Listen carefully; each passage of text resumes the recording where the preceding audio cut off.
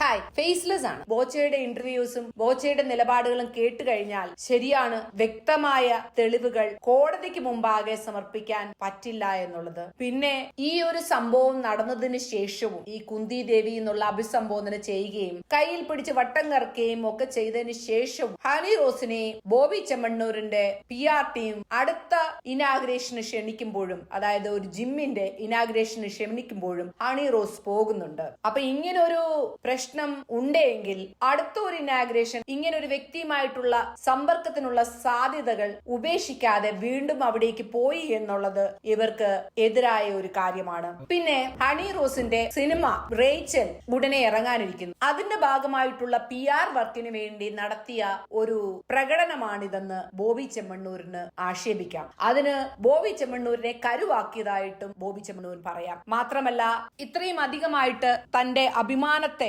സ്വത്വത്തെ ബഹുമാനിക്കുന്ന ഒരാളായിട്ട് ഹണി റോസ് അവരോധിക്കപ്പെടുമ്പോൾ ഇതിനു മുമ്പ് ഹണി റോസ് അഭിനയിച്ച സിനിമകളായ ട്രിവാൻഡ്രം ലോഡ്ജും അതുപോലെ തന്നെ മോൺസ്റ്റർ എന്ന് പറയുന്ന വലിയ സൂപ്പർ സ്റ്റാറിന്റെ പടവും ഒക്കെ അവരെ ഇത്രയും വൾഗറായി ചിത്രീകരിച്ചിട്ടും അവർക്ക് പ്രോബ്ലം ഇല്ലാതിരുന്നിട്ടും ഈ ഒരു കാര്യത്തിൽ അവര് പ്രോബ്ലം ഉന്നയിക്കുമ്പോൾ അതും ബോബി ചെമ്മണ്ണൂരിനെതിരെയുള്ള അറ്റാക്ക് ആയിട്ട് ബോബി ചെമ്മണ്ണൂരിന് പറയാവുന്നതാണ്. ഇനിയും ഇതൊന്നുമല്ലാതെ ബോബി ചെമ്മണ്ണൂരിന്റെ സാമൂഹ്യ സേവനങ്ങള്, പൊതുപ്രവർത്തനങ്ങള്, സാമൂഹിക സ്വീകാര്യത എന്നിവയൊക്കെ ഇവർക്ക്, ബോബി ചെമ്മണ്ണൂരിന്റെ ആൾക്കാർക്ക് മുന്നോട്ട് വെക്കാവുന്നതാണ് കോർട്ടില്. ഇനിയും അതിൽ നിന്ന് ഊരിപ്പോരാൻ വേണ്ടി ഹണി റോസിനോട് ഒരു പരസ്യമായ മാപ്പപേക്ഷ നടത്തി കോടതിക്ക് പുറത്തു വെച്ച് ഒത്തുതീർപ്പാക്കാൻ അവർ ശ്രമിക്കുമായിരിക്കാം. ഇതിന്റെ കൂട്ടത്തിൽ തന്നെ ബോബി ചെമ്മണ്ണൂരിന് വ്യക്തിപരമായിട്ട് ഹണി റോസ് എന്ന് പറയുന്ന ആളോട് പ്രശ്നങ്ങളോ പകയോ ഒന്നും ഇല്ല എന്നുള്ളതും അവർക്ക് കോടതിയിൽ വാദിക്കാൻ പറ്റുന്ന ഒരു കാര്യമാണ്.